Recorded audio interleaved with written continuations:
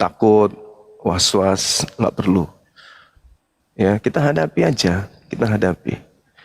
Karena kita ini Islam, kita umatnya Nabi Muhammad SAW. Tak ada kata mundur ketika Anda yang ingin mencederai agama kita. Nggak mungkin mundur, nggak mungkin lari, nggak mungkin kita itu sembunyi. Tidak mungkin sampai ke Amerika sembunyi di sana, nggak mungkin sampai di Jerman, nggak mungkin sampai ke luar negeri. Itu nggak mungkin. Itu bukan tipikal umat Islam itu. Kalian yang mengundang saya ke kantor polisi, dengan hormat saya datang. Persiapkan diri Anda, ya. Jangan sampai Anda hanya melapor, habis itu Anda yang kabur. Jangan sampai Anda memasukkan nama Anda menjadi saksi, habis itu Anda mundur. Oke, contohi kami, sekali melangkah tak akan pernah mundur selangkah pun. Gitu namanya laki-laki. Ya, jangan melapor habis itu bikin piti-piti, joget-joget apa. Itu cemen. Mending silent aja. Alon-alon aja. Nggak usah terlalu sesumbar seakan-akan Indonesia ini milik kalian. Ya, seakan-akan pihak kepolisian itu semuanya berpihak kepada kalian. Seakan-akan semua pengacara di Indonesia itu adalah milik kalian. Jadi nggak usah sesumbar. Santai aja. Santai, relax. Karena umat Islam itu satu komando. Ketika ada seruan, hati-hati kalian. Ya, ketika ada seruan jihad, wah itu bahaya. Oleh karena itu, mari kita jalankan proses hukum ini dengan baik. Jangankan ke kantor polisi, ajakan untuk berdebat di rumahnya RK saja saya jawab dan saya mau. Kamu mau manggil saya kantor polisi, saya merasa aman karena kantor polisi itu adalah tempat paling aman di dunia ini. Ya, saya pasti datang. Tapi kalian yang melapor saya, ya harus bertanggung jawab dong. Oke, nah, itu aja. Saya rasa begitu teman-teman sekalian. Silakan kalau ada teman-teman Kristen ingin belajar Islam atau ingin belajar Bible, biar tak ajarin, gitu ya. Biar tak ajarin. Silakan. Izin menyapa pria misterius. Pria misterius. Iya kak. Agamanya apa bang? Agama Kristen kak. Ya oke. Silakan. Apa yang mau ditanyakan sama Bang Juma Host, atau? jadikan saya moderator host. Ya. Bunda Host, Edel. jadiin saya moderator, ntar aku bantuin. Bang Ya, Juma, iya, Bang. saya Iya, ingin Bunda bertanya Edel. Bang Juma. Boleh kan Bang Juma? Iya, silakan Bang, silakan. Saya kan ini kan di saat ini masih orang Kristen dan saya itu Siap. tertarik dengan agama Islam. Alhamdulillah, Lalu, Masya Allah. misalnya Silakan. kalau saya nanti memeluk agama Islam, bagaimana dengan pernikahan kami sama istri kami? Pernikahanku dengan istriku, apakah nikah lagi atau nggak usah lagi bang? Kalau misalnya istrinya juga ikut Islam, ya tidak perlu nikah lagi. Tapi kalau mau lebih asik ada malam pertamanya, ya boleh nikah lagi. Tapi kalau cuman abangku ini saja yang masuk Islam, istrinya kagak, nggak boleh lagi. Karena kalau berhubungan itu jatuhnya ke zina. Karena sudah bukan istri. Kenapa? Karena sudah beda akidah. Tapi kalau ibu, istri abang ini juga ikut mu'alaf, boleh nikah, boleh juga tidak. Gitu bang. Kalau mau malam pertama lagi, silakan nikah. Undang saya sebagai penasihat pernikahan. Berarti lebih baiknya nikah lagi dengan syariat Islam ya bang? Masya Allah. Kalau saya sarankan sih iya. Boleh. Jadi begini kan bang, di dalam Islam itu kan di pernikahan itu kan banyak yang harus kita pelajari. Contohnya tentang sinamot. Apa itu? Azan masjid itu bang. Iya bang, di selingkunganku ajan di Islam bang. Oke, minta izin kita berhenti sejenak. Kita hargai azan ya. Boleh ya teman ya. Oke. Nanti setelah azan abang ini buka mic lagi. Mohon maaf bang. Silakan teman-teman yang lain. Yang Ya, belum izin azan. Gurunda, Ya silakan dek. beliau pria misterius ini sudah pernah bertanya kepada saya dan juga kepada Ustadz Miftah ya. Ustadz Miftah juga sudah diterangkan pertanyaan yang sama kepada yang ditanyakan kepada Gurunda. Tapi mungkin saya nggak tahu apa yang menyebabkan dia bertanya kedua kalinya. Mungkin waktu itu kurang puas atau bagaimana, ya Allahu alam ya. Tapi yang jelas beliau ini ingin mengetahui tentang Islam. Gitu Gurunda, informasi sedikit. Lanjut Gurunda. Iya, baik. Baik ya, teman-teman. Kita tunggu azan selesai.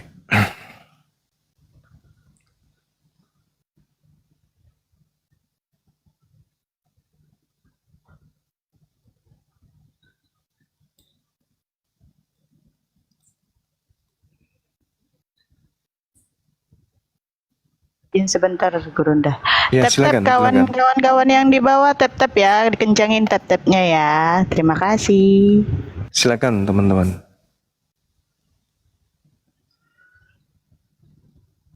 Bunda Sarah, naikin aku lagi ya. Naikin aku lagi. Siap bang, siap bang.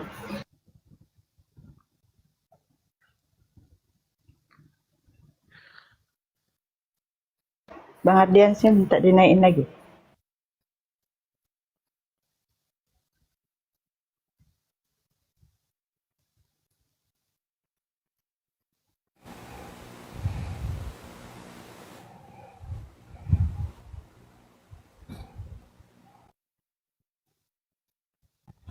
Oh, ini moderatornya aku nggak dicentang, ini yang ijo-ijo ini host. Jadi aku nggak bisa, centang nggak bisa, semua. aku nggak bisa naikin orang ini. Iya. Bunda Edel, Udah tadi. Bunda. Kabar. Cek Ya. cek dulu, belum dicentang semua Oh ijonya. ya, kelola tamunya ya belum. Kan? Eh, Nah. Ya maaf. Nah, gitu dong.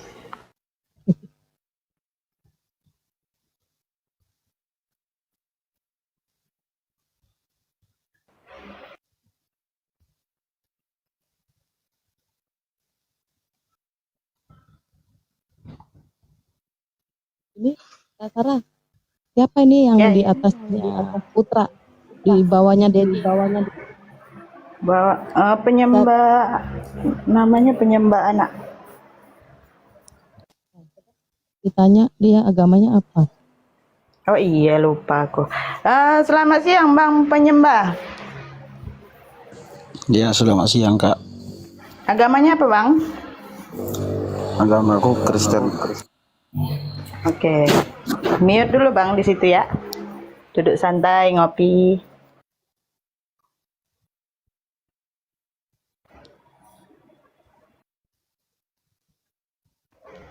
Bunda Edel, ini Bang Putra masih ada di sini ya? Kalau di aku masih. Masih belum turun kan? Iya. Mungkin Bang Pria misterius sudah selesai azannya? Bergairah. Sudah Kak. Oke, Ya, silakan. silakan Bang Pria. Ya, tentang konteks ketuhanan itu di dalam Islam ini belum terlalu jelas dapat saya ilmunya. Mungkin Bang Juma bisa menjelaskan tentang konteks ketuhanan ini di dalam Islam, Bang. Baik. Masya Allah. Iya, baik. Abangku udah sondi, saya bernarasi bentar ya, abangku sayang. Bismillahirrahmanirrahim. Bagaimana konsep Tuhan di dalam Islam? Nah, kita dudukkan perkara dulu. Apa perkara itu? Permasalahan. Yang kita sedang bahas ini adalah pencipta langit dan bumi. Yang kita bahas bukan ciptaan berupa malaikat yang hebat luar biasa, berupa nabi yang luar biasa hebatnya, berupa rasul yang hebatnya luar biasa. Bukan. Tapi yang kita sedang ingin bahas ini tentang pencipta alam semesta. Ketika kita berbicara mengenai pencipta alam semesta, berarti kita sedang berbicara tentang entitas tunggal yang absolut. Apa itu? Hakikat yang mengadakan segala sesuatu yang bisa kita rasa, yang kita lihat, yang kita olah di dalam benak dan akal kita. Nah, kita sebagai manusia berada pada ufuk yang berbeda dengan pencipta. Manusia yang sedang ingin mencari Tuhan itu sebagai ciptaan. di mana kita yang sedang mencari Tuhan ini menempati ruang dan menempuh perjalanan relativitas waktu. Ini sering saya sampaikan. Sedangkan Tuhan itu terbebas dari ruang, terbebas dari perjalanan relativitas waktu. Jadi mustahil kemudian Tuhan itu bisa kita jelaskan terkait dengan wujudnya. Itu mustahil. Nah, sebagai sahabat Kristen, saya ingin menyampaikan, mengingatkan kembali 1 Yohanes 4 nomor 12. Tidak ada satu manusia pun di atas muka bumi ini yang pernah melihat Tuhan. Saya ulang, 1 Yohanes 4 nomor 12. Tidak ada satu manusia pun di atas muka bumi ini yang pernah melihat Tuhan.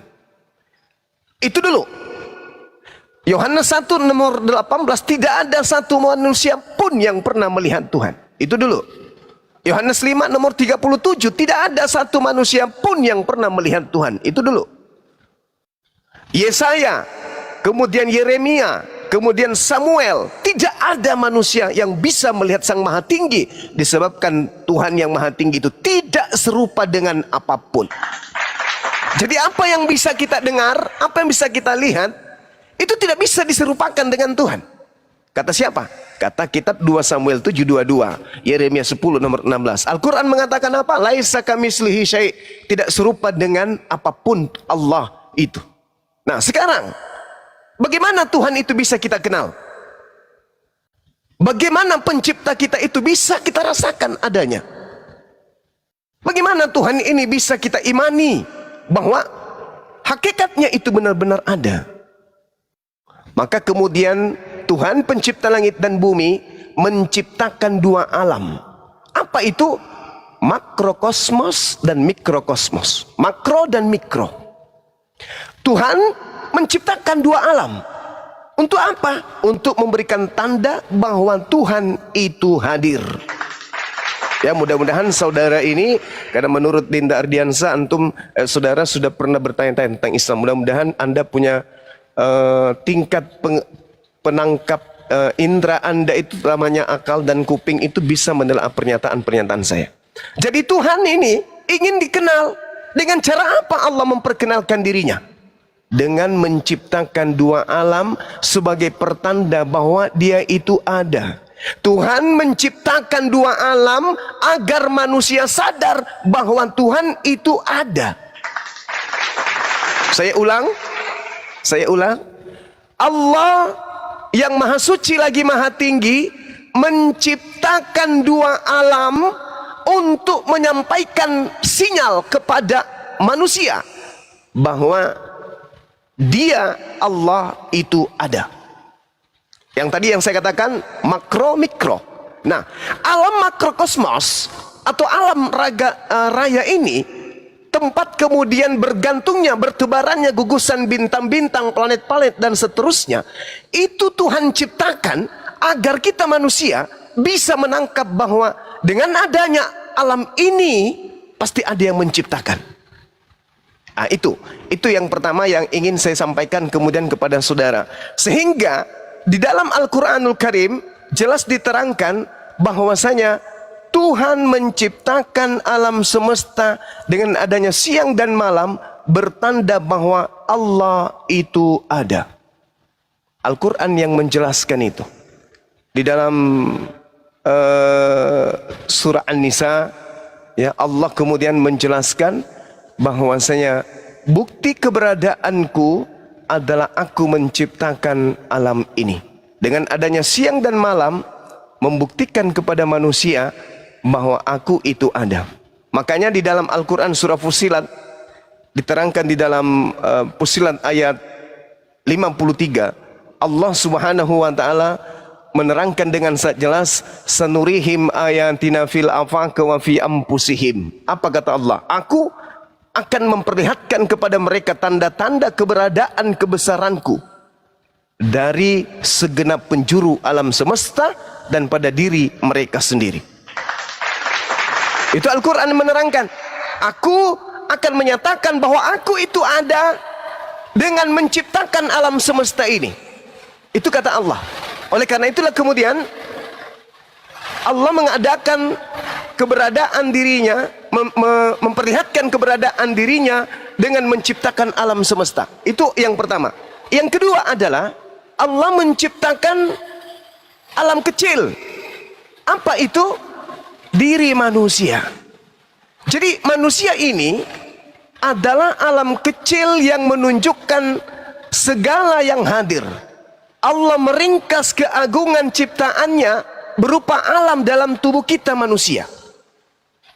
Jadi Allah meringkas segala ciptaan yang ada di atas muka bumi ini untuk kemudian menyimpulkan bahwa dia itu ada dengan menciptakan kita sebagai manusia. Makanya coba kalau kita nelaah diri kita nih, kita ini siapa?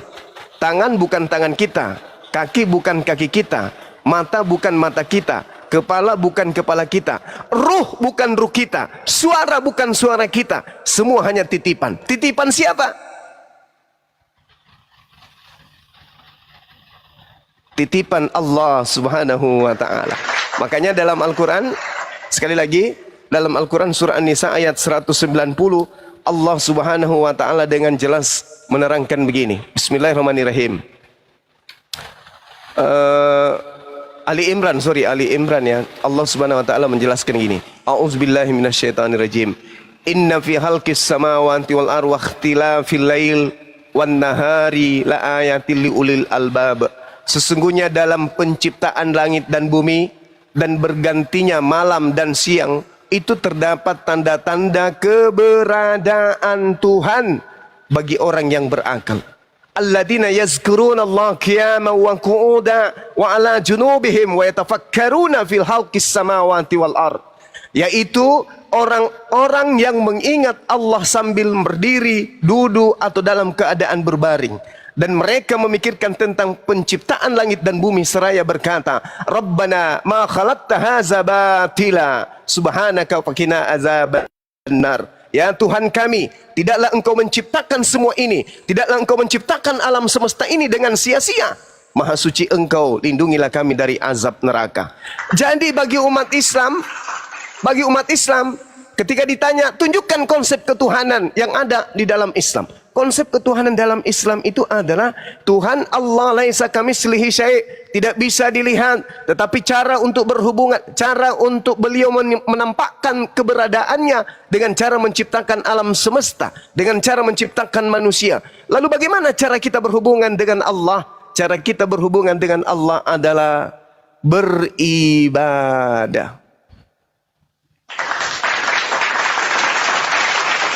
Dengan cara kita beribadah, dengan cara kita sujud, berdoa, itulah cara kita berhubungan dengan Allah. Pertanyaannya sekarang, ibadah seperti apa yang benar? Ibadah yang kayak mana yang benar? Cara menyembah Tuhan yang mana yang benar? Karena Tuhan itu maha melihat, maha mendengar, maha menyaksikan, maha mengetahui. Contoh, saya masuk ke masjid. Berdiri, angkat tangan. Allahu Akbar. Duhai engkau yang maha besar. Nah, Allah pencipta langit dan bumi yang maha melihat, maha mendengar, tahu. Oh, ini hambaku si fulan lagi memujiku. Alhamdulillahi Rabbil Alamin. Segala puji bagi Allah, Tuhan semesta alam. Tuhan tersenyum. Masya Allah, Masya Allah.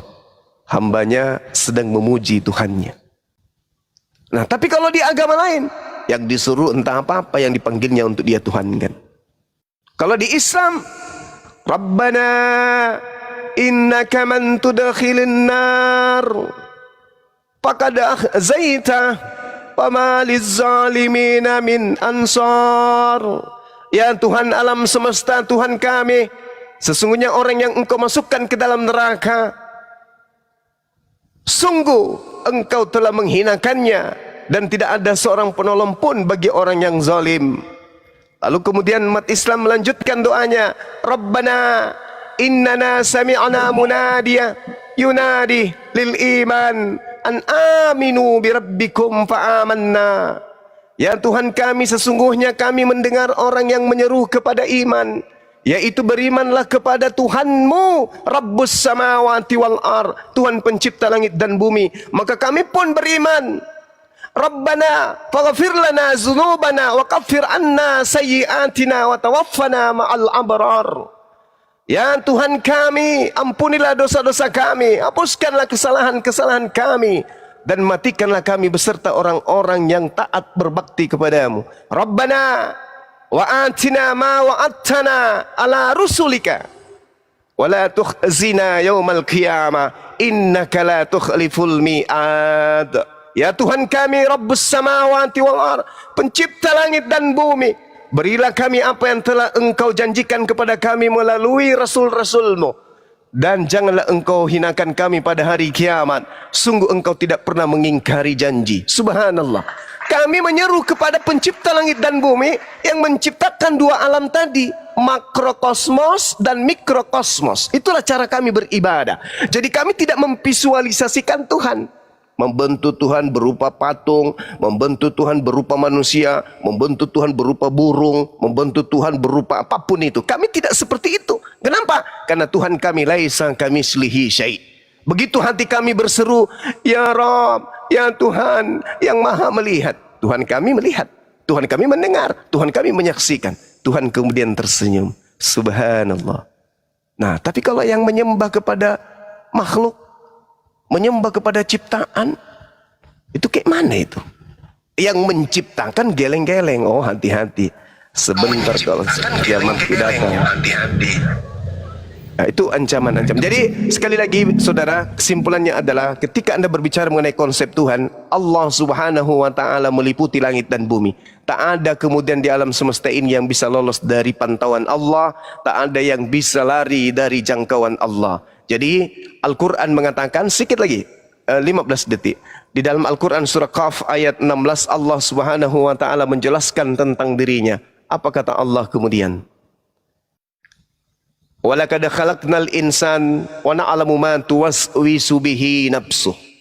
Dan sungguh aku Allah telah menciptakan manusia dan mengetahui apa yang dibisikkan oleh hatinya. Wa nahnu aqrabu ilaihi min hablil warid. Dan aku lebih dekat kepada manusia dari urat lehernya sendiri. Jadi kami umat Islam, kalau Anda tanya mana Tuhannya umat Islam, kami tidak bisa nunjukin. Kok bisa kayak gitu? Karena Tuhan kami itu dimensi yang meliputi segala aspek. Ketika kami berkata dalam hati, ya Rabb, dirinya Allah dengar.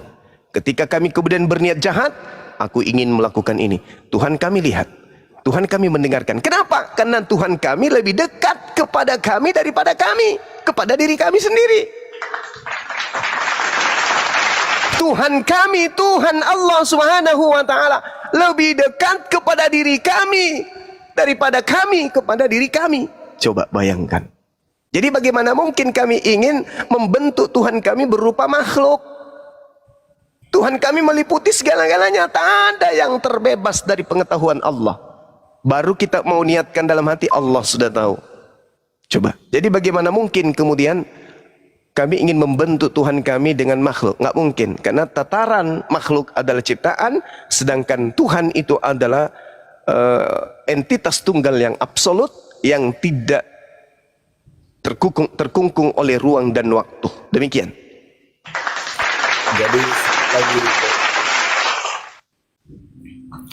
Jadi kan kalau ini saya tidak membawa keyakinan saya ya, cuman saya di sini membawa akal sehat saya ya, Bang.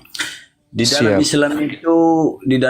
Islam itu mukjizat itu hanya diberikan kepada manusia-manusia, dan di Kristen itu saya pribadi mukjizat itu milik Tuhan. Jadi pertanyaan saya di sini, Yesus dan Isa itu apakah orang yang sama dengan cerita berbeda? Apakah orang yang berbeda dengan cerita masing-masing? Oke, baik. Ketika berbicara tentang Nabi Isa, Al-Quran kemudian menjelaskan kepada kami, ya, ketika berbicara terkait dengan sosok yang datang di tengah-tengah Bani Israel, lahir tanpa ayah, kemudian diberi mukjizat oleh Allah, kami beriman. Wa wahab lana lahu Ishaqa wa Yaqub wa ja'alna fi dzurriyyatihi nubuwah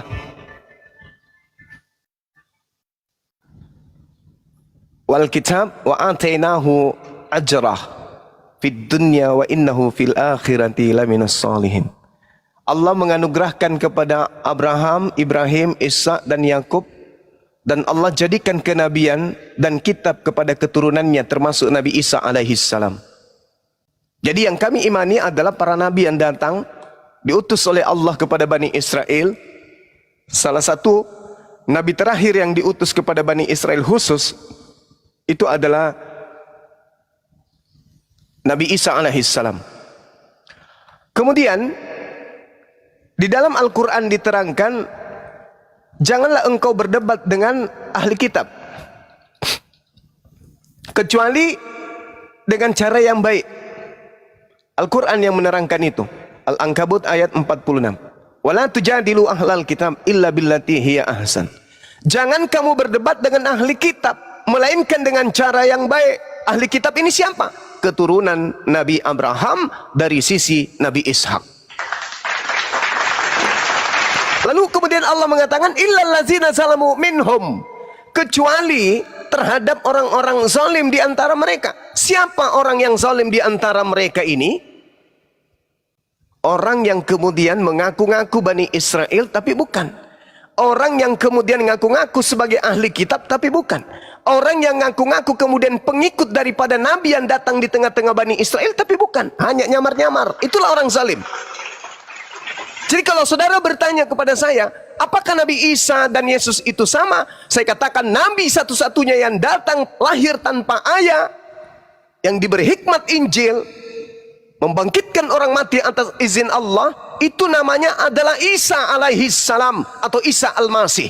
Lalu muncul tokoh yang dibentuk kemudian bernama Yesus. Orang-orang Yahudi tidak mengenal Nabi bernama nama ini. Yang mereka kenal adalah Isa, Yesua, Hamasiah, Isa al-Masih, anak Miriam. Itu yang dikenal. Yesus adalah tokoh yang populer di barat. Kitab yang mendukung kemudian Yesus, Lukas, Markus, Matius, Yohanes. Kitab-kitab ini tidak diimani kemudian oleh orang-orang Yudaism. Praktisi Torah hari ini tidak mengimani buku-buku yang mengangkat kemudian nama Yesus. Mohon maaf nih, saya harus sampaikan. Kalau di Islam ada Al-Quran, kajian tentang Al-Quran dalam implementasi ibadah disebut kitab fikih. Cara sholat diurai di kitab fikih. Semuanya tata cara ibadah diurai di kitab fikih. Mereka pun punya kitab fikih, namanya kitab taharah. Satu cakupan dari kitab itu disebut taharah. Kitab cara membersihkan diri, bla bla dan seterusnya, disebut kitab Talmud. Di dalam kitab Talmud itu diterangkan yang namanya Yesus sangat sadis. Sangat sadis. Yesus disebut sebagai, mohon maaf, anak zina, anak haram. Bahkan di dalam Tanakh, di dalam Talmud disebutkan bahwa Perjanjian Baru itu haram hukumnya dibaca oleh orang Yahudi. Di dalam kitab Talmud, Yesus direbus di dalam neraka, di dalam tinja, kotoran, manusia yang mendidih. Tidaklah mungkin itu adalah Nabi Isa kami, tidak mungkin. Tidak mungkin. Tidak mungkin. Nabi Isa kami itu tidak mungkin diperlakukan seperti itu. Nah, itu yang pertama. Yang kedua, di dalam Bible ada yang bernama Yesus ditampar, diludahin, diseret, ditelanjangin, digantung di pohon. Mustahile itu adalah nabi kami. Mustahil. Mustahil. Mustahil. Mustahile itu adalah Nabi Isa alaihi salam. Tentu yang diperlakukan seperti itu adalah orang yang diserupakan kemudian oleh Nabi kami. Jadi kalau saudara bertanya, apakah Yesus dan Nabi Isa itu adalah sama? Dalam ceritanya, dia adalah orang yang berbeda. Tetapi satu-satunya manusia yang datang ke tengah-tengah Bani Israel, lahir tanpa ayah. Kami menyebutnya Nabi Isa alaihissalam, Kristen menyebutnya Yesus. Cerita berlanjut kemudian yang memisahkan kita. Manusia suci yang dikasihi jalan kebenaran dan hidup menuju kepada Allah tidaklah mungkin ditelanjangi, ditampar, diludahin, digantung, dibunuh dan seterusnya. Tidak mungkin. Karena dia adalah oknum yang dikasihi. Dia adalah orang yang intim kepada Allah. Dia adalah hamba Allah yang suci, terkemuka di dunia dan di akhirat. Tidak mungkin ditampar, tidak mungkin diludahin, tidak mungkin ditelanjangin, tidak mungkin. Tidak mungkin. Apalagi dia mati terkutuk demi dosa-dosa para pendosa. Itu mustahil. Apatah lagi diajarkan bahwa dia adalah jelmaan pencipta langit dan bumi. Itu tidak mungkin. Jadi bukan saya memaksa saudara untuk mengimani apa yang saya sampaikan, tidak. Tetapi kita punya pola yang berbeda. Sahabat bertanya tentang Nabi Isa, kaitannya dengan Yesus. Saya jawab apa adanya. Bahwa ketika berbicara tentang Nabi yang datang di tengah-tengah Bani Israel, kami menyebutnya Nabi Isa. Dia adalah manusia suci. Kalian menyebutnya Yesus, dan dia adalah, mohon maaf, berdasarkan Galatia 3 nomor 13, dia adalah manusia yang menjadi kutuk karena dosa-dosa kalian. Kejam kalian ini, kejam sekali, kejam. Kalian curi ayam, kalian curi sendal, kalian yang ngupil sendiri, kalian melakukan dosa, tapi dosa kalian limpahkan kepada orang yang suci. Subhanallah, na'udzubillah. Kami di Islam tidak memiliki konsep seperti itu. Kami diajarkan untuk bertanggung jawab. Dosa kami tidak ditanggung oleh Nabi kami, dosa kami tidak ditanggung oleh Tuhan kami. Allah Subhanahu wa taala mengutus kemudian baginda Rasulullah Muhammad sallallahu alaihi wasallam di dalam Al-Qur'an surah Al-Jumu'ah diterangkan begini. A'udzubillahi minasyaitonirrajim. Huwallazi ba'atsa fil ummiyina rasulan minhum yatlu 'alaihim ayatihi wa yuzakkihim wa yu'allimuhumul kitaba wal hikmah wa in kanu min qablu lafi dhalalin mubin. Allah mengutus seorang rasul dari kaum jahiliyah, dari kalangan mereka sendiri, yang membacakan tentang ayat-ayat suci Allah, yang mensucikan jiwa mereka, mensucikan umatnya, dan mengajarkan kepada umatnya kitab dan hikmah, yaitu sunnah, meskipun sebelumnya mereka benar-benar dalam kesesatan yang nyata. Subhanallah. Rasulullah Muhammad sallallahu alaihi wasallam datang bukan untuk menebus dosa. Beliau kemudian yang mulia datang untuk mensucikan umatnya. Jadi kami ini adalah umat yang disucikan. Bukan umat yang ditebus kayak di Pegadaian. Tetapi kami adalah umat yang disucikan. Ketika kami disucikan, maka tempat kami bukan ke neraka. Orang-orang suci itu kembalinya ke surga. Silakan, Bu. Jadi begini Bang, kan memang dengan akal pribadi saya, Tuhan itu kan tidak menyerupai makhluk ciptaannya. Makanya saya sangat tertarik dengan Islam. Tetapi ada sedikit keraguan tentang pertemuan Musa dengan Tuhan itu. Di situ kan ada api yang menyala dan apa di situ pohonnya kalau nggak salah ya. Jadi itu dengan api yang menyala itu. Sementara kan Tuhan itu tidak bisa dilihat dan tidak serupa dengan ciptaannya. Itu bagaimana itu, Bang? Iya, Masya Allah. Al-Quranul Karim Surah Al-Araf ayat 143 menceritakan gini. A'udzubillahi minasyaitonirrajim. Walamma jaa'a Musa limiqatina wa kallamahu rabbuhu. Dan ketika Musa datang bermunajat pada waktu yang telah ditentukan dan Tuhan berfirman kepadanya, "Ya Musa." Lalu Musa kemudian berkata, "Ya Tuhanku, tampakkanlah dirimu kepada aku agar aku dapat melihat engkau. Aku tahu engkau ada. Aku yakin engkau ada ya Rabb. Tahu aku. Aku paham betul bahwa dirimu itu ada. Aku ingin melihat kamu ya Rabb. Izinkan aku. Aku ingin melihatmu. Pingin kali. Aku tahu engkau ada. Aku yakin dirimu itu ada. Engkau wujud ada. Tapi aku ingin melihatmu ya Rabb." Karena Allah kemudian tidak ingin mengecewakan nabinya, Nabi Musa alaihissalam. Ketika kemudian Nabi Musa mengatakan, Rabbi arini anzur ilaik. Wahai Tuhanku, aku beriman, aku percaya kamu itu ada ya Allah. Namun izinkan aku ingin melihatmu. Aku ingin lihat kamu. Kamu itu seperti apa adanya. Allah kemudian menjawab pada Nabi Musa, lantarani. Lantarani. Kamu tidak akan pernah bisa melihat aku. Tapi oleh karena Allah tidak mau mengecewakan Nabi Musa alaihissalam, setelah Nabi Musa kemudian terkagum-kagum selama di gunung Tursina atau Sinai, melihat batu-batu, air yang mengalir di lereng-lerengnya yang indah, bergantinya siang dan malam, burung-burung yang terbang. Lalu Allah kemudian berfirman, walakin inzur ilal jabal fa in istaqarra makanahu fasawfa tarani. Itu yang diterangkan kemudian. Coba kau lihat gunung ini Musa. Kau lihat batu-batu ini di sekitarmu. Kalau mereka bisa menampung kedatanganku, maka kau akan bisa melihatku. Apa yang terjadi saudara? Allah melanjutkan, falamma tajalla rabbuhu lil jabal.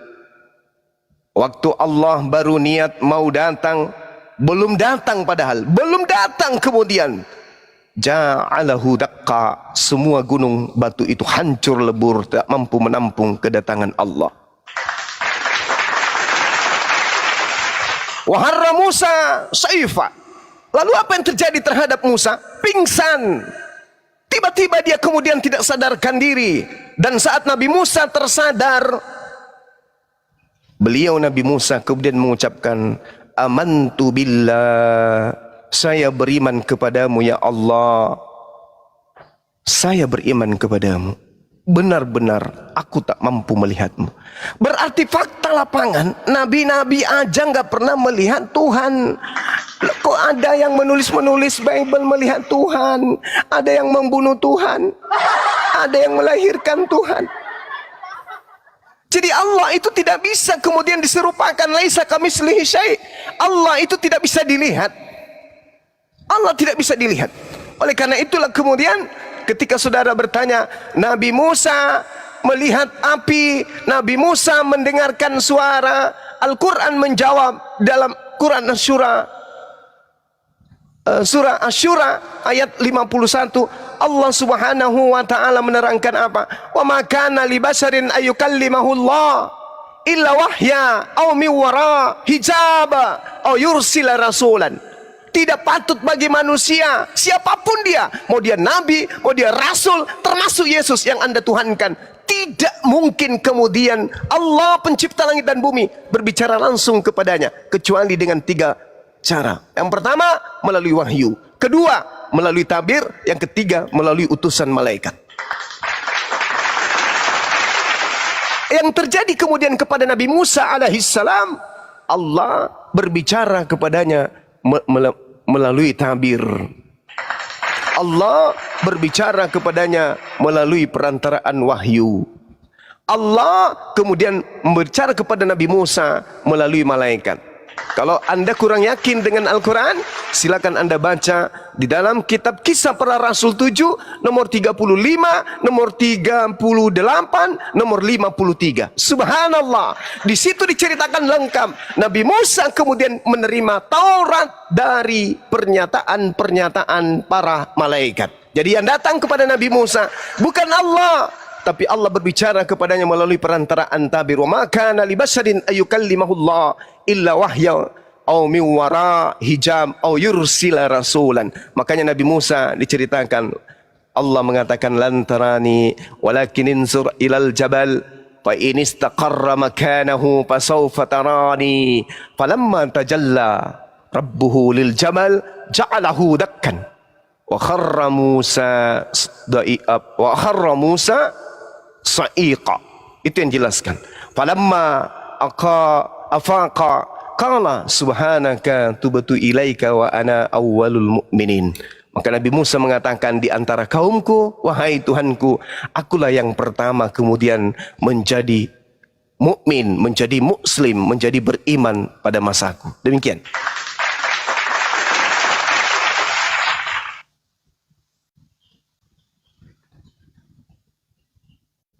Silakan kalau masih ada, Bang.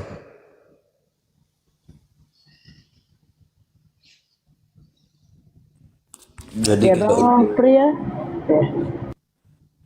jadi kalau untuk saat ini sangat-sangat terima kasih atas penjelasannya, dan untuk kali ini saya rasa sudah cukup sih Bang. Ya, Masya Allah. Jadi bagaimana menurut saudara? Apakah Anda yakin bahwa tiada Tuhan selain Allah?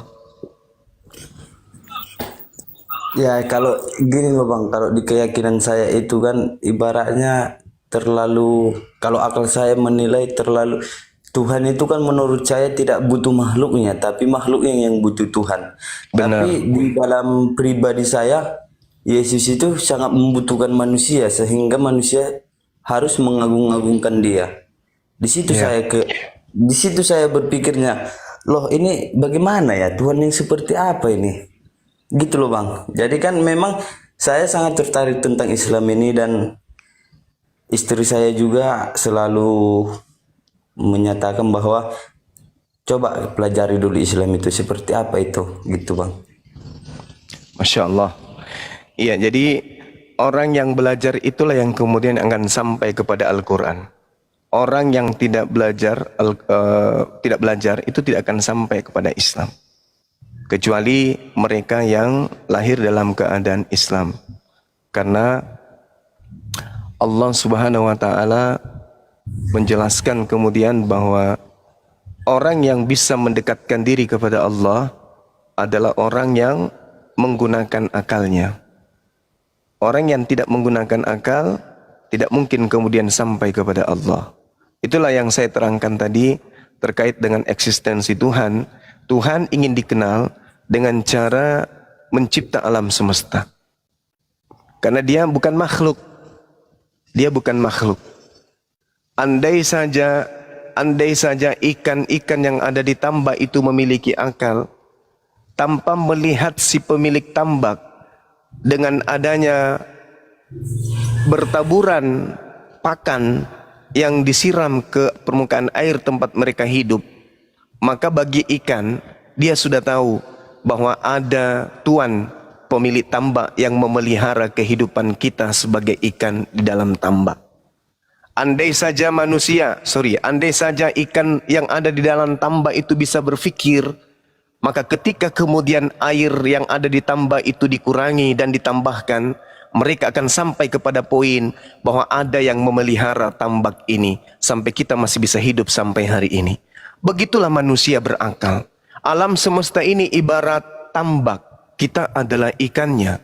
Andai saja tak ada hujan, andai saja tak ada matahari, andai saja tidak ada siang dan malam, andai tidak ada tumbuh-tumbuhan yang bertumbuh, begitu ditebang, dipanen, tumbuh lagi berikutnya, maka kemudian mustahil itu bisa terjadi andai saja Tuhan itu tak ada. Makanya Al-Quranul Karim menerangkan dengan adanya siang dan malam itu bukti adanya aku. Bukti adanya aku ciptakan kemudian siang dan malam. Bagi orang yang berfikir, mereka akan sampai kepada aku. Tapi mereka yang tidak menggunakan akal, tidak akan sampai kepada aku. Allah Subhanahu wa ta'ala menjelaskan dengan sangat detail di dalam Al-Quranul Karim. Inna fi halqis samawati wal ikhtilafil lail wan nahar la ayatil li ulil albab. Sesungguhnya dalam penciptaan, dalam keberadaan adanya langit dan adanya bumi, dan bergantinya adanya malam dan adanya siang, itu terdapat tanda-tanda adanya Tuhan bagi orang yang berakal. Sayangnya ikan yang ada di kolam tidak berakal. Makanya dalam Al-Quran, ulaika hum syarrul bariyah. Orang yang punya akal, manusia yang punya akal, tapi masih menyembah kepada sesamanya manusia. Apa kata Allah? Mereka adalah seburuk-buruknya makhluk. Ikan yang ada di kolam tidak bisa menemukan dan tidak mengenal siapa yang membuat kolam, siapa yang memberinya makan setiap saat, siapa yang memberikan air ditambah setiap hari. Karena mereka tidak punya akal. Tapi manusia diberi akal. Lihat langit begitu tinggi tanpa tiang. Lihat kemudian hari ini siang, sebentar lagi akan petang. Siapa yang menciptakan itu semua? Pemerintah tidak mungkin. PBB tidak mungkin. Lalu siapa? Dialah pencipta langit dan bumi. Lalu kenapa pencipta kita harus menjadi bayi? Kenapa Tuhan kita harus mati dibunuh oleh manusia? Sedangkan alam semesta ini begitu luas, begitu besar. Pasti butuh hakikat pencipta yang menjaga setiap saat. Karena ketika alam semesta ini kehilangan kuasa pencipta, ketika kuasa pencipta itu hilang, mati dibunuh oleh ciptaannya, maka hancur leburlah alam semesta ini. Kembali lagi. Iya bang. Ayatil liulil albab. Ini hanya tanda kebesaran Allah bagi orang-orang yang berakal. Yang tidak berakal dia masih sibuk mencari Tuhan. Yang mana yang Tuhan yang benar? Yang bapak, yang anak, atau yang mana? Masih sibuk. Tapi orang yang berakal, Allah subhanahu wa ta'ala Tuhan satu-satunya, tak ada yang lain. Demikian. Ibaratnya kan gini bang, saya kan memiliki satu istri dan 2 anak. Apabila kami dan istri saya masuk Islam, bagaimana dengan anak saya? Kan ibaratnya kan anak saya belum berakal, satu masih umur 2 tahun, satu lagi baru lahiran seminggu yang lalu. Itu bagaimana? Apakah orang itu perlu syahadat ataukah harus saya perkenalkan dengan Islam tapi tidak perlu syahadat gitu loh bang? Ya, Masya Allah. Al-Quranul Karim menyatakan jannatu adnin yadkhulunaha wa man salaha min abaihim wa azwajihim wa zurriyatihim. Surga Aden, surga Eden adalah dipersiapkan oleh Allah untuk tempat masuknya orang-orang yang saleh bersama dengan nenek moyangnya, istri pasangannya, suaminya, anak-anaknya, cucu-cucunya. Surga Aden dipersiapkan untuk mereka yang beriman bersama dengan anaknya, bersama dengan istrinya, bersama dengan keluarganya. Nah, sekarang saudara bertanya, bagaimana dengan anak-anakku? Anak-anak lahir itu dalam keadaan suci. Mereka kemudian tidak ada dosa. Kenapa? Karena sejatinya mereka adalah muslim. Kenapa bisa kayak gitu? Ya, pada masa penciptaan mereka dikeluarkan dari keadaan ruh. Mereka mengatakan apa? Wa ashhadahum, ketika kemudian kita dipersaksikan oleh Allah di alam ruh, ala ampusihim, kepada makhluk yang berupa manusia, anak keturunan Adam. Apa kata Allah di alam ruh? Alastu bi rabbikum, apakah kalian bersaksi bahwa aku adalah Tuhanmu? Qalu bala syahidna. Anak-anak kita yang masih di alam ruh berkata apa? Ya Rabb, ya Allah, aku bersaksi engkau adalah Tuhanku. Subhanallah, lahirlah anak kita. Begitu di alam ruh anak kita bersaksi di hadapan Tuhan, engkau adalah Tuhanku. Begitu lahir jadi anak kita, justru kita mengajarkan mereka menjadi kafir, ingkar terhadap syahadatnya di alam ruh. Kita ajak mereka kemudian menyembah kepada yang bukan Tuhan. Nah, bagaimana dengan anak kita? Anak kita belum balik. Mereka kemudian itu masih suci. Mereka masih tertuntun dengan syahadatnya di alam ruh. Mereka berkata, bala syahidna, aku bersaksi engkau adalah Tuhanku. Begitu masuk ke dunia dibungkus oleh daging, dipengaruhi kemudian kita. Tapi ketika kita kemudian menjadi muslim, maka kewajiban kita kemudian menjaga anak-anak kita untuk menjadi muslim. Kalau mereka belum balik, ajak sholat, ajak belajar mengaji. Tidak perlu disyahadatkan anak-anak kecil itu, nggak perlu. Dia akan mengikut apa yang dilakukan oleh kedua orang tuanya. Setelah sahabat ini suami istri masuk Islam, perdalam Islam, rajin sholat, belajar mengaji, bimbing anak-anak kita menjadi anak yang soleh dan soleha. Karena itu adalah perintah di dalam Al-Quran. Ya ayyuhalladzina amanu qu anfusakum wa ahlikum nara. Wahai orang-orang beriman, jaga dirimu dan istrimu, anak-anakmu, cucumu dari api neraka. Bagaimana caranya kita menjaga diri kita? Kita dulu yang menjadi contoh. Apa yang harus kita contohkan? Sholat. Kita contohkan istri kita. Saya sholat loh. Sholat juga ya ma. Iya pak, sholat. Anak-anak kita diajarin sholat ya ma. Iya pak, sholat. Subuh hari berjalan bergandengan tangan ke masjid. Subhanallah. pulang dari masjid bersama-sama bersendagura, olahraga kecil, kemudian ngaji-ngaji kecil, ngaji sedikit maksudnya, habis itu mandi, bertebaran, kemudian di atas muka bumi, bapak ke kantor, istri masak, habis itu anak sekolah, anak pulang, ibu mengajak anak-anaknya kemudian untuk sholat, ajak mereka mengaji, bla bla, suami datang, cium tangan, salaman, menikmati kehidupan keluarga, mawaddah warahmah. Subhanallah, mati masuk surga, karena Allah mengatakan di dalam Al-Quranul Karim surah Ar-Ra'd, jannatu adnin yadkhulunaha wa man salaha min abaihim wa azwajihim wa zurriyatihim. Subhanallah, Islam, keluarga Islam dipersiapkan surga Aden, di mana kita masuk di dalamnya bersama dengan anak kita, istri kita. Kalau di dunia ini, Bung, di dunia ini tempat terindah, taruhlah misalnya di Dubai, tempat terindah, kita datang ke sana bersama dengan anak, dengan istri kita. Tapi sifatnya sementara. 1 bulan paling lama balik ke Indonesia. Tapi kalau di surga, selama-lamanya bersama dengan orang-orang yang kita cintai. Subhanallah.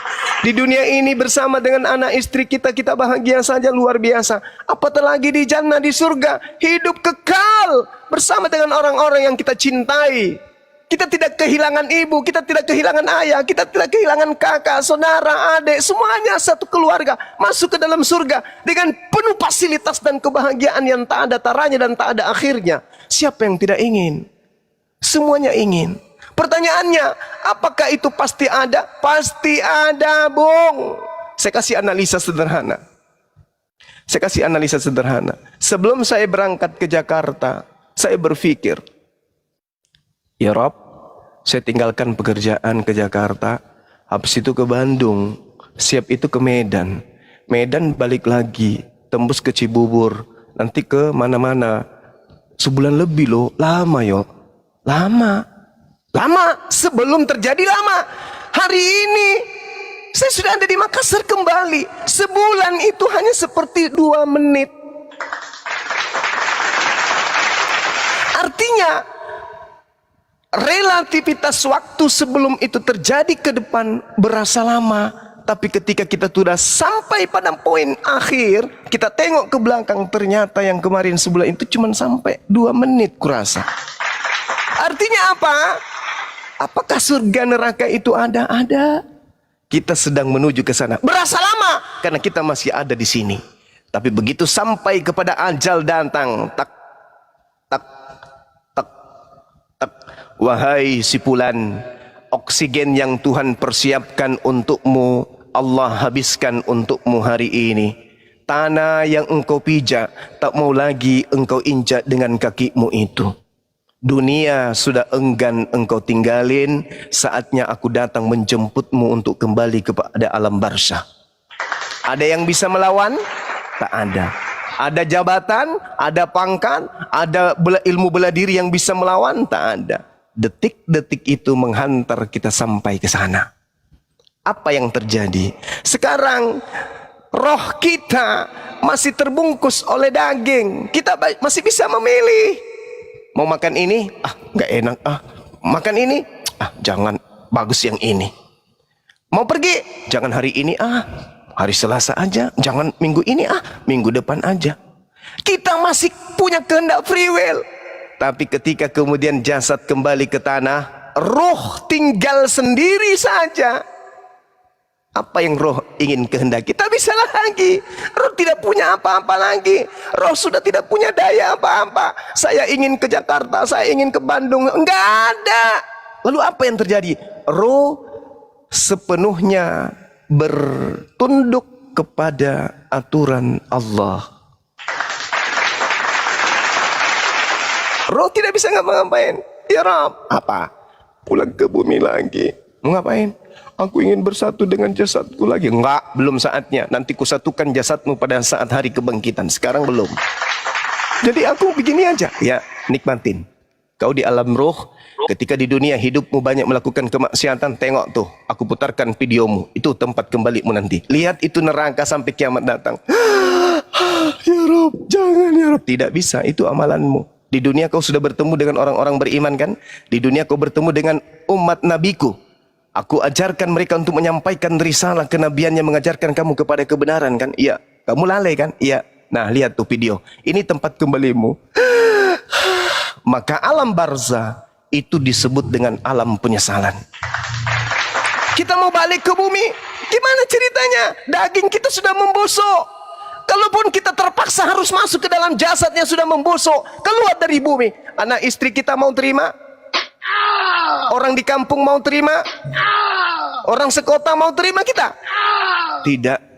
Akan menggemparkan dunia bahwa mayat hidup berjalan dengan badan yang membusuk. Kita dipikir apa? Setan. Jadi tak ada tempat kembali. Maka sebelum detik itu datang, la ilaha illallah Muhammad Rasulullah. Hanya itu solusinya. Kenapa? Pada saat jasad tertimbun 2 meter dari permukaan tanah, jasad tak bisa bergerak apapun. Apa yang bisa kita lakukan? Harta tak bisa apa-apa. Anak yang titelnya jabatannya berjenderal-jenderal berbintang-bintang bisa apa?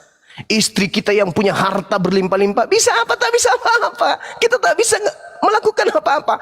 Tugas kita sekarang adalah menghadap kepada keridaan pencipta. Itu tugas kita. Roh akan dihadapkan dengan kelakuan kita ketika kita hidup. Tak ada bisa apa-apa. Roh mau ngapain? Roh kita mau ngapain? Tidak bisa. Kita mau ini nggak bisa. Kenapa? Karena kita sudah di alam roh, kembali ke alam barzah, kembali kepada hakikat yang semula. Apa itu? Qalu bala syahidna. Persaksian kita dipertanggungjawabkan kepada Allah. Dulu kamu waktu di alam roh, kamu mengatakan kamu bersaksi aku ini adalah Tuhanmu. Iya kan? Iya. Kok kamu begitu masuk di dunia? Aku berikan akal. Tapi kenapa kamu lengah? Kenapa justru kamu melupakan aku? Alastu birambikum. Kamu jawab, bala syahidna. Begitu kau di dunia, tidak kutinggalkan kau menjadi yatim piatu. Aku utus nabi, aku utus orang-orang berimanku, aku utus orang cendekiawan dari agama yang kuridai. Aku kasih kau kitab suci. Kitab suciku kubiarkan kemudian murni sampai kiamat. Kenapa kau nggak pakai? Malah kau pilih surat kabar. Ada kitab sebagai pedoman untuk kembali kepada jalanku siratul mustaqim. Aku sengaja menjaga kitabku, aku sengaja menjaga kalamku, agar aku adil kepada seluruh makhlukku setelah nabi yang terakhir aku utus. Tapi mengapa kamu lebih memilih ingkar, memilih zalim, menjadi orang munafik, menjadi orang kafir?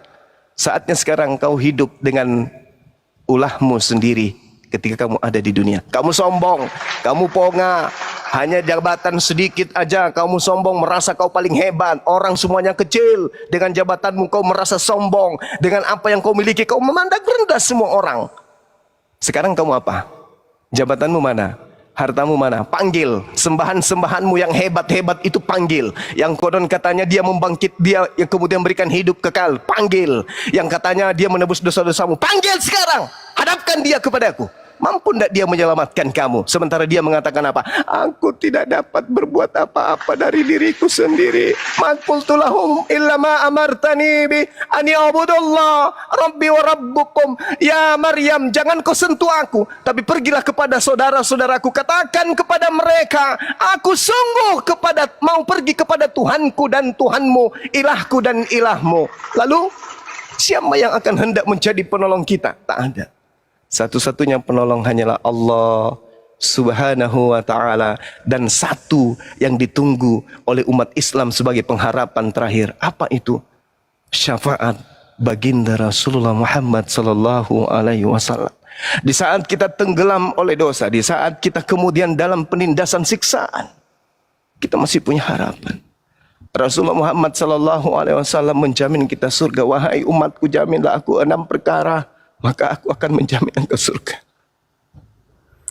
Oke, Bang Juma, izin kupotong sedikit ya Bang Juma ya. Silakan. Masya Allah. Jadi begini kan, saya ini membawa kepribadian saya, bukan membawa tentang Bibel saya. Nanti nggak enak juga sama saudara saya yang Kristen. Iya, silakan. Di dalam akal logika saya, kalau konsep dosa yang ditebus itu, kalau menurut saya tidak ada. Dan saat ini kan saya Kristen. Lalu bagaimana dosa-dosa saya itu sepanjang Kristen, lalu saya masuk surga? Kan di konsep surga dan neraka ini kan, perbanyak amalmu persikit dosamu. Kalau mau masuk neraka, perbanyaklah maksiat, persikit amal. Contohnya kan, kalau kita ingin masuk ke surga kan otomatis amal yang kita apakan pahala. Jadi bagaimana dosa saya sebelum-sebelumnya? Allahu Akbar, Masya Allah. Jadi Al-Quranul Karim menerangkan gini. A'udzubillah minasyaitonirrajim. Yauma yajma'ukum liyaumil jam'i. Zalika yaumut tagabun. Wa may yu'min billah wa ya'mal salihan yukaffir anhu sayyi'at wa yudkhilhu jannah tajri min tahtihal anhar khalidina fiha abada. Sayyi'atihi wa yudkhilhu jannah. Ingatlah pada hari ketika Allah mengumpulkan seluruh umat manusia. Itulah hari di mana Allah akan mengungkapkan semua dosa-dosa manusia. Dan barang siapa beriman kepada Allah dan mengerjakan kebajikan, niscaya Allah akan menghapus dosa-dosanya seluruhnya dan memasukkannya ke dalam surga. Mereka kekal di dalamnya selama-lamanya. Itulah kemenangan yang agung. Jadi ketika hari ini anda bersyahadat beriman kepada Allah, seluruh dosa-dosa anda itu dihapuskan oleh Allah. Dan kebaikan-kebaikan yang pernah anda lakukan itu masih dipertahankan, dipertanggungkan untuk diberikan kepada anda.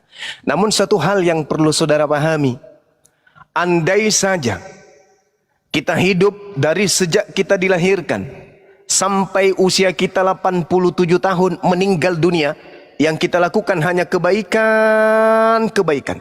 Tidak pernah melakukan dosa sekalipun. Artinya amalan kebaikan kita itu menumpuk. Mungkin bisa sampai ke langit ketujuh tumpukan-tumpukan kebaikan kita. Itu sama sekali tidak bisa ditukar dengan surga. Jangankan amalan kebaikan kita ditukar dengan surga, ditukar dengan satu biji mata yang Tuhan berikan kepada kita ini saja nggak sanggup. Jadi amal kebajikan kita ketika dibandingkan dengan surga nggak seimbang. Surga tempat kenikmatan yang tiada tara dan kekal. Amalan kita berapa sih? Tidak seberapa amalan kita ini. Kita hidupkan usia kita 500 tahun untuk beramal baik. Tidak akan pernah menutupi apa yang akan Allah berikan kita kelak di jannah. Jadi apa dong yang bisa memasukkan kita ke dalam surga? Ridanya Allah. Apa rida Allah itu? Izin Allah, restu Allah. Bagaimana cara kita mendapatkan izin Allah? Dengan cara kita beriman, dengan cara kita berbuat baik. Jangan hitung amal, jangan hitung kebaikan, jangan. Kita rida aja, minta ridanya Allah. Lakukan yang terbaik, berikan yang terbaik. Tunduk kepada Allah dengan tunduk yang ikhlas.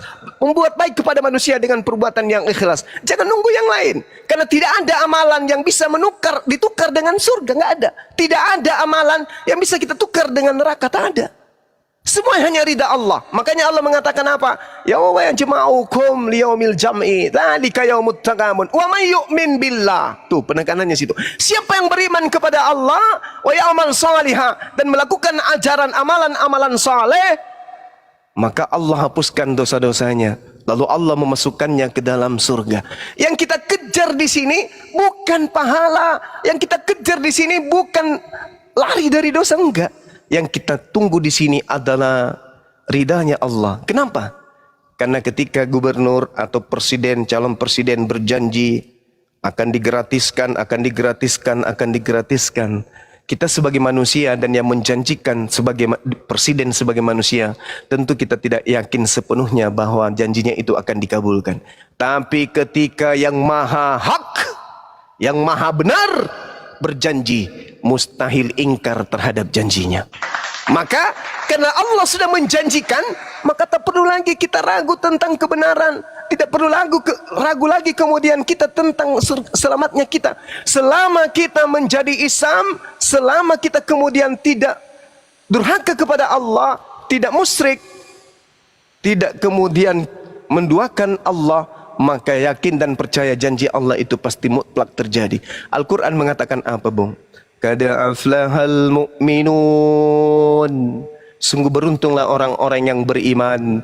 Alladzina hum fi salatihim khashi'un, yaitu orang yang khusyuk di dalam salatnya. Walladzina hum 'anil lagwi mu'ridun, dan orang yang menjauhkan diri dari perbuatan dan perkataan yang tidak berguna. Walladzina hum lizzakati fa'ilun, dan orang yang menunaikan kemudian zakat, memberi makan yatim piatu, bla bla dan seterusnya. Walladzina hum li furujihim hafizun, dan orang-orang yang memelihara dirinya dari berzina. Illa ala azwajihim, kecuali terhadap istri-istri mereka. Lalu Allah mengatakan apa? Pamadi bentaga wara adzalika faulaika humul adun. Tetapi barang siapa mencari di balik itu berzina dan sebagainya, maka mereka itulah orang-orang yang melampaui batas. Walladzina hum li amanatihim wa ahdihim raun, dan sungguh beruntung orang yang memelihara amanat-amanat dan memelihara janji-janjinya. Walladzina hum 'alas salawatihim yuhafizun. Hafizun, serta orang yang memelihara salatnya. Ulaika hum warithun, mereka itulah yang mewarisi alladzina yarithunal firdaus, yaitu mewarisi surga firdaus. Hum fiha khalidun, mereka kekal di dalamnya. Coba bayangkan, ini janji Allah. Orang yang salat akan diberi warisan firdaus, bukan warisan tanah 100 hektar, perkebunan, hotel, lapangan terbang, bukan. Tapi surga yang dijanjikan, surga firdaus sebagai warisan. Jadi berbahagialah umat Islam yang memelihara sholatnya, karena Allah pencipta langit dan bumi yang maha hak, yang maha benar, yang tidak ingkar terhadap janji-janjinya, menyatakan aku berikan warisan kepada umatku yang mendirikan sholat. Warisan apa? Surga firdaus. Yang namanya warisan tidak boleh diambil oleh orang lain. Yang namanya warisan itu adalah hak prerogatif sang pewaris. Alhamdulillah, umat Islam mendapatkan warisan surga firdaus.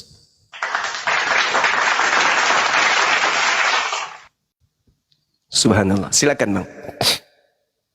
Jadi dosa Anda itu dihapus ketika Anda kemudian beriman kepada Allah, beramal soleh.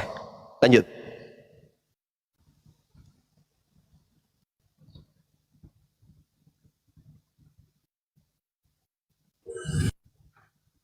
Assalamualaikum warahmatullahi wabarakatuh, my brother, Masya Allah. Assalamualaikum Bang Zuma. Waalaikumsalam warahmatullahi wabarakatuh. Bang Gema. Bang Gema. Subhanallah, tadi omongan Bang Zuma itu buat satu dukungan kita, spirit kita untuk lebih maju lagi untuk berdakwah ya. Ternyata Allah memberikan kemudahan kita untuk menikmati nikmat yang Allah berikan pada kita. Salah satunya dengan nikmat iman, Allah cukupkan hidup kita. Allahu Akbar, subhanallah. Sebagaimana katakan Quran, wa iskulna khulul hazil qaryati faqulu minha haitsu si'tum ragadan wa dakhul baba sujadan wa qulu hittatun naghfir lakum khotoyakum wa sanazidul muhsinin. Di sini Allah mengatakan kalau kita berbuat baik, ikhlas pada Allah, apa yang kita mau, Allah akan penuhi kebutuhan kita, bukan sekundernya, tapi pokoknya, primernya kita dibutuhkan. Yang kita butuhkan itu dipenuhi oleh Allah. Itu saya katakan pasti. Ingat ya Bang Zuma ya, 2 tahun yang lalu saya datang Kalimantan dalam keadaan nggak ada apa-apa. Alhamdulillah Bang, Allah hebat ya Bang. Allahu Akbar. Satu rokok batang saya itu nggak ada yang kurang di sini Bang. Allahu Akbar. Masya Allah, subhanallah. Demi Allah, wallah, la ilaha illallah ya. Saya bersumpah ini, detik ini saya menjaga sholat saya dan Allah nggak pernah melupakan rezeki untuk saya. Masya Allah. Jangan takut teman-teman. Ya. Terus jalan membawa Zuma ini. Dia ini orang yang selalu istiqomah di jalan Allah. Qul hazi sabili ad'u ila Allah ala basiratin wa man ittaba'atani wa subhanallahi wa ma ana minal musyrikin. Ya, itu jalannya Rasulullah itu yang dilakukan sama Bang Zuma ini.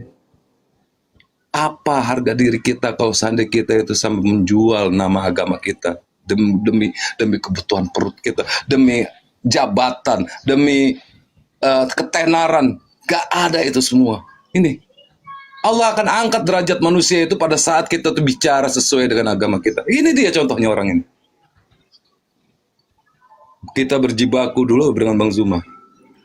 Iya. Alhamdulillah. Itu. Makanya saya salut sama orang, ya Allahu Akbar abang kita ini. Yuk kita bareng-bareng kita lindungin para mufasir kita, para ulama-ulama kita. Ini termasuk ulama kita dia. Ulama kita, yang namanya ulama itu orang berilmu. Mari kita berjibaku sekarang untuk melindungi para ulama kita. Jangan sampai kita mengikuti seperti Al-Maidah ayat 63. Mentang-mentang dia ulama, lalu terjadi penghinaan, penghujat kepada Islam. Kita duduk manis saja di rumah. Itu Allah benci sama orang-orang kayak gitu. Surat Al-Maidah ayat 63, silakan dibaca. Na'udzubillah summa na'udzubillah. Astagfirullahaladzim. Kalau Allah peduli, kalau kita peduli kepada Allah, Allah itu tersenyum sama kita. Ini salah satu. Gak ada sia-sia hidup kita di dalam jalan Allah. Gak ada. Saya pastikan itu. Pasti, wallahi. Saya bersumpah. Karena saya yakin Allah gak pernah membiarkan saya di dalam kehinaan. Apalagi kalau ada kawan kita di sini sama Muslim, dia itu baru mu'alaf ya. Biasanya dia itu diuji oleh Allah. Dihinakan oleh keluarganya. Diusir dari keluarganya. Tapi ingat, Anda itu sudah menjadi saudara kami, saudara seiman kami, yang di antara kami akan memberikan syafaat dengan yang lainnya. Insya Allah, dengan adanya Komal ini, semakin banyak syafaat-syafaat yang akan kita dapat dari saudara kita. Subhanallah. Lanjut Bang Zuma. Saya gemetar setiap ngomong Bang Zuma ini. Mungkin lagi lapar, Bang. Bukan Bang. Belum tidur kali. Bukan Bang. Bagaimana mau tidur, orang bantalnya belum dibalikin. Itu bantal Spiderman kapan dibalikin? Jadi saudara Gema ini ya, sama-sama kami di kelasnya Ustadz kami kemarin belajar tentang akar kata bahasa Arab dalam Al-Quran. Beliau itu kebanyakan tidur di belakang.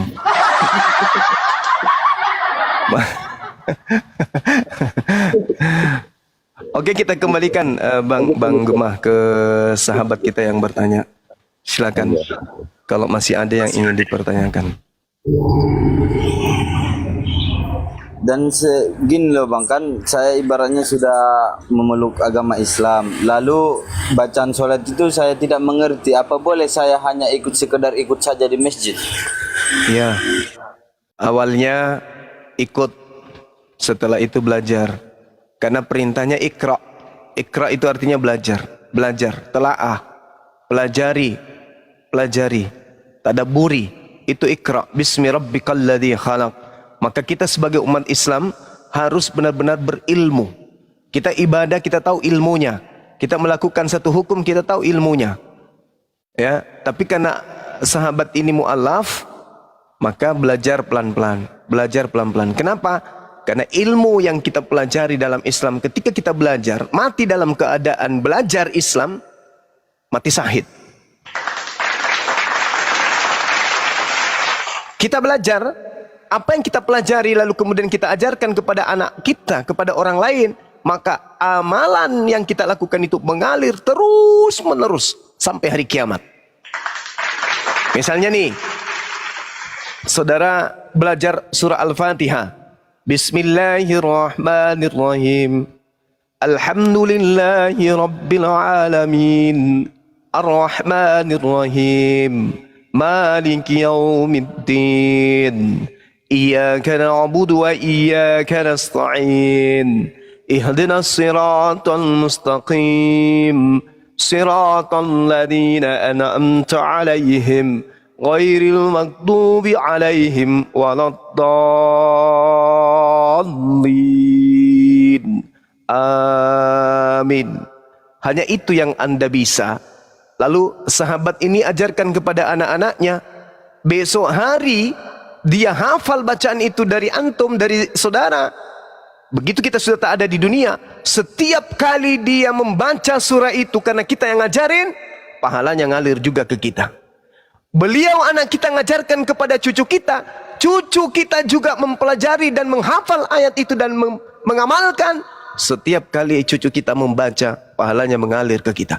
Cicit kita diajarin juga, begitu terus menerus. Dia menjadi santri, dia pesantren, dia dirikan sekolah-sekolah, dia ajarkan semua siswanya bacaan Al-Fatihah, maka seluruh bacaan Fatihah murid-muridnya itu pahalanya mengalir kepada kita. Subhanallah. Inilah indahnya Islam. Makanya usia umatnya Nabi Muhammad itu diperpendek. Kenapa? Cakupan cari amalnya itu sangat luas. Bayangkan saja puasanya itu senilai dengan 1000 bulan. Kalau 1000 bulan itu berapa tahun itu abang-abang? Kalau 1000 bulan. Kalau 1 tahun 12 bulan. Kalau 100 tahun berarti taruhlah 8. 8 kali 10 berarti berapa itu? 8 tahun. Subhanallah, gila. Berarti sama halnya, misalnya 86 tahun, kita berpuasa sebulan penuh, itu pahalanya sama dengan kita beribadah selama 86 tahun kurang lebih. Nah, kalau dalam kehidupan kita melewatkan 30 bulan suci Ramadan, atau 40 bulan suci Ramadan, kalikanlah tadi, maka usia kita jauh dibandingkan usia yang ada menurut tingkatan amal perbuatan yang kita lakukan. Subhanallah. Nah, bagaimana kalau anak-anak kita menghafalkan surah-surah itu dari kita sampai ke anak keturunan seterusnya, 7 turunan ke depan, maka pahala kita, subhanallah. Makanya Allah menjanjikan itu, bahwa orang-orang yang sholat sudah pasti mengajarkan anaknya yang sholat. Orang-orang yang menjaga amanah sudah pasti menjaga anaknya untuk mencari amanah. Orang-orang yang menjaga lisannya, orang-orang yang menjaga kemudian kemaluannya untuk tidak berzina, maka orang itu pasti mengajarkan keturunannya melakukan hal yang sama. Maka itulah dikatakan, siapa yang memelihara salat, kata Allah, ulaika humul warithun alladina yaritsunal firdaus hum fiha khalidun. Mereka mendapatkan warisan, yaitu warisan surga Firdaus. Mereka hidup kekal di dalamnya. Subhanallah. Jadi kalau hari ini Anda bersyahadat, lalu kemudian Anda sholat, silakan ikut gerakan imam. Lambat laun, mau tidak mau pasti sahabat ini akan belajar. Akhirnya menjadi guru dalam rumah tangga. Ingat tadi, ya ayyuhalladzina amanu qu anfusakum. Wahai orang beriman, jaga dirimu. Jadi kita harus berilmu dulu, jaga diri kita. Habis itu kita ajari anak istri kita. Kalau itu sudah terjadi, subhanallah, indahnya hidup ini. Silakan.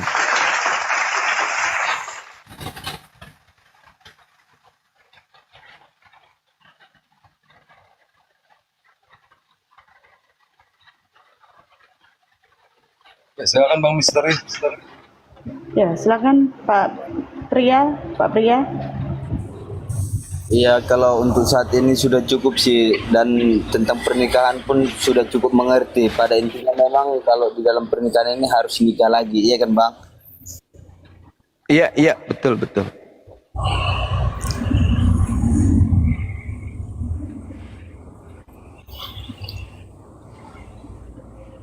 Dan bagaimana itu Bang, kan di Islam itu kan orang yang menghafal Al-Quran, anak yang menghafal Al-Quran bisa untuk menyelamatkan kedua orang tuanya di alam sana nanti. Jadi bagaimana saya seorang mualaf misalnya, tapi orang tua saya belum Islam.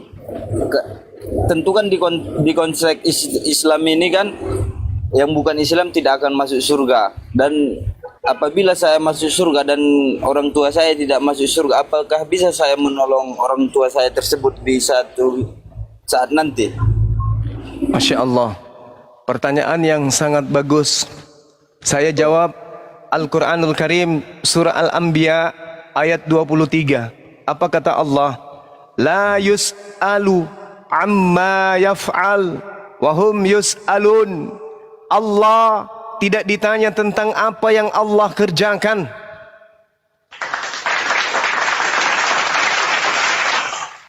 Yang mengerjakan surga, neraka, bukan kita, tapi Allah. Nah, sekarang kalau Anda punya anak atau Anda sendiri jadi penghafal Quranul Karim, lalu kemudian ada kemudahan, barang siapa yang menghafalkan Al-Quran 30 juz, maka dia bisa memberikan keringanan atau surga kepada sekian banyak keluarganya. Nah, kalau misalnya orang tua Anda demikian adanya, Anda punya hubungan dengan Allah. Allah maha melihat, Allah maha mendengar, Allah maha menyaksikan, Allah maha memutuskan. Maka kita tidak punya hak untuk melarang itu. Kita tidak punya hak untuk membatasi Allah. La yus'al amma yaf'al. Allah tidak ditanya tentang apa yang dikerjakan. Itu hak prerogatif Allah. Kalau Allah ingin memasukkan kedua orang tua kita ke dalam jannah, bukan hak kita untuk melarang, bukan hak kita untuk memerintah. Semua kembalikan kepada Allah. Surga nerakanya seseorang tergantung kepada Allah. Maka kita kembalikan kepada Allah. Kita tidak perlu pertanyakan itu. Maksudnya itu adalah hak prerogatif Allah untuk mengatur. La yus'al amma yaf'al. Jadi apa tujuan kita kemudian? Melakukan kebaikan-kebaikan. Anak kita ajak menjadi penghafal-penghafal Quran. Semoga ya Allah memiliki ilmu yang luar biasa. Inni a'lamu ma la ta'lamun. Wahai manusia, pengetahuanmu itu terbatas. Akulah yang maha mengetahui segala sesuatu yang rahasia. Seperti itu sahabatku. Jadi kita harus berpositif nih kepada pencipta kita. Jangan kita negatif kepada pencipta. Lalu kenapa ada hadits yang mengatakan orang tua dilarang doakan bla bla bla dan seterusnya? Ya kalau ada sekarang nih, misalnya nih ya, hikmahnya nih, misalnya ada orang yang kemudian diberi jabatan kayak Bang Suma didatangkan kemudian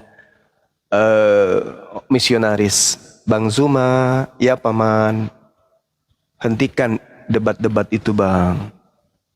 Ini ada uang kopi sekian miliar bang, tapi berhenti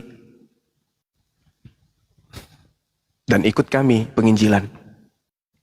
Andai saja bisa, andai saja Rasulullah mengatakan doakan aja orang tuamu yang mati dalam keadaan kafir, doakan aja, insya Allah nanti dia masuk surga. Doakan. Andai saja itu ada kaidah itu, maka boleh jadi orang yang lemah imannya akan memilih duit yang tadi. Biarkan aja aku mati, biarkan aja aku masuk Kristen misalnya.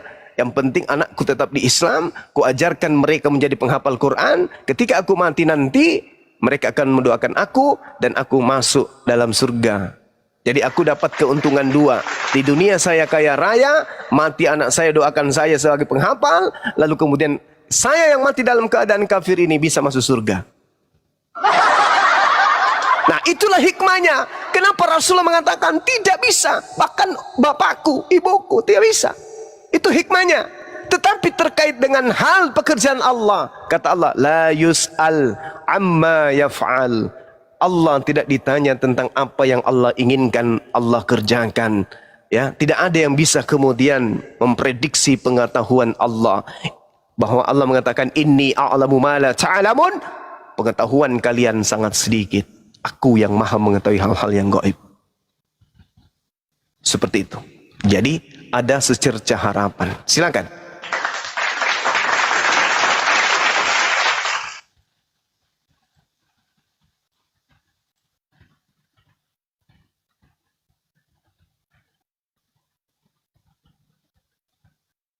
Ya, Pak Pri ya.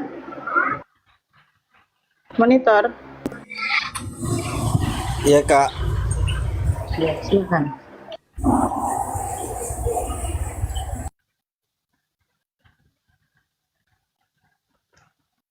Oke, sahabat-sahabat sekalian, kalau misalnya ya, silakan. Jadi begini kan bang, di konteks keislaman itu kan apabila seseorang melakukan hubungan intim dengan baik itu dengan istrinya, itu kan ada yang mandi, namanya itu kalau nggak salah mandi wajib.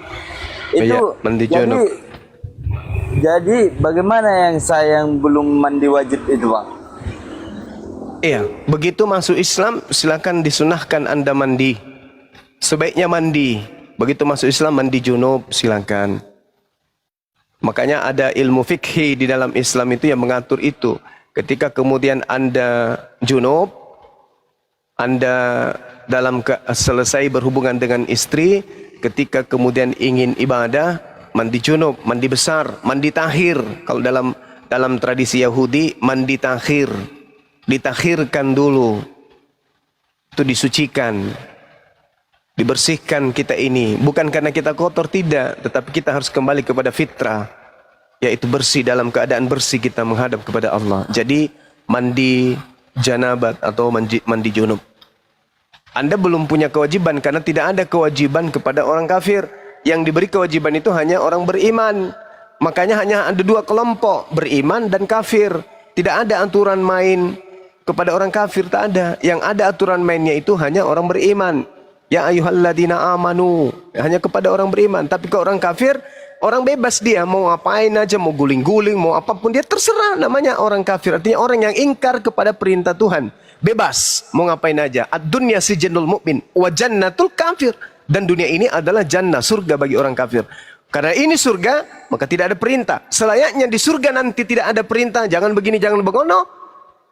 Di dunia ini, itu adalah surganya orang kafir. Tidak ada perintah larangan, tidak boleh, semuanya bebas. Makan apapun bebas, mau apapun bebas, semuanya halal bagiku. Karena ini adalah surganya mereka. Tapi umat Islam di dunia ini seperti penjara. Mau minum ini nggak boleh, mau makan ini haram, mau makan itu haram, nggak boleh. Makanya dunia sijnul mukmin, dunia ini ibarat penjara bagi kami, tapi bagi orang kafir ini adalah surga. Makan apapun boleh, minum apapun boleh, tak ada yang haram yang masuk ke mulut, yang keluar yang haram, tak ada. Nah, itulah berarti dia menjadikan dunia ini surga. Tapi kalau kita menjadikan dunia ini neraka, nanti kehidupan berikutnya kebalik. Mereka lagi yang terpenjara, mau makan ini tak bisa, yang ada hanya kobaran api, bara api yang masuk ke mulut, cairan timah yang mendidih yang dimasukkan ke dalam mulutnya, hanya itu, nggak bisa lagi, terpenjara dia. Sementara kita di surga bebas merdeka, subhanallah. Dalam kehidupan abadi kekal, umat Islam bebas sebebas-bebasnya menikmati segala kenikmatan atas balasan iman dan amalan saleh ketika di dunia. Karena Allah meridai, Allah memberi janji kepada orang-orang yang beriman tersebut. Kehidupan sementara ini mengecoh kita untuk melakukan kemaksiatan dan tabir keindahan surga itu tertutup. Tapi ketika kita masuk ke dalam roh, surga bisa kita lihat, neraka bisa kita lihat. Karena kita sudah hidup di alam roh. Ketika surga neraka kita lihat, ternyata amalan kita di dunia mengantarkan kita kepada neraka, disitulah hari penyesalan yang tak ada taranya. Tapi ketika orang beriman di dunia mati, rohnya bahagia selama-lamanya. Karena mereka melihat, ya Allah, kapan kiamat? Segeralah kiamat ya Rob, aku sudah nggak tahan masuk ke sana ya Rob. Aduh indahnya, aduh indahnya, aduh indahnya. Makanya tidurnya orang yang meninggal, orang beriman, tidur matinya dia seperti tidurnya pengantin. Tiba-tiba, kok kiamat? Padahal aku masih pingin lihat surga itu indahnya kayak mana. Dia nggak merasa lagi yang lain. Dia hanya melihat indahnya surga yang dilihat. Sehingga kiamat datang miliaran tahun ke depan, terasa hanya satu malam. Karena yang dilihat adalah indahnya surga. Tapi orang yang siksa di kubur, melihat neraka. Kalau bisa jangan kiamat, begini aja terus ya Ram, nggak usah kiamat. Karena kalau kiamat aku sudah di situ. Jangan, aku nggak mau. Maka yuk manfaatkan sisa-sisa hidup kita ini untuk melakukan amalan soleh. Teman-teman muslim yang mendengarkan ini, gitu ada waktu sholat, gitu waktu puasa. Kita berbuat baik kepada suami, berbuat baik kepada istri, anak-anak kita santuni mereka, kita sayangi mereka, karena mereka adalah surga kita. Kalau kita jahat kepada mereka, mereka menjadi neraka kita. Oleh karena itu ciptakan keluarga yang bahagia, rahmatan lil alamin. Jadikan itu dalam rumah tangga. Jangan menyimak debat, tapi rumah tangga terbengkalai, jangan. Nikmati kehidupan di dunia ini dengan cara-cara Islam. Seperti itu. Demikian.